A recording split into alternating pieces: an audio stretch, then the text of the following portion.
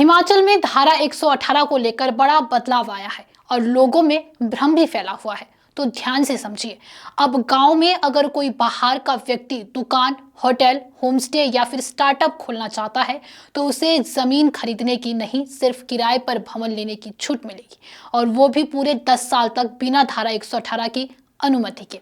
लेकिन जमीन खरीदने पर अब भी रोक रहेगी। इसके साथ ही अब किसान सहकारी समितियां जमीन खरीद सकेगी, लेकिन शर्त यह है कि उनके सभी सदस्य किसान ही हो, कोई बाहरी नहीं। वही हिमुड़ा या फिर टीसीपी से घर खरीदने वालों को और आगे बेचने वालों को भी अब धारा 118 से छूट मिलेगी। रेरा वाले फ्लैट लेने पर भी बाहर के लोगों को राहत दी गई है, लेकिन सिर्फ खुद रहने के लिए।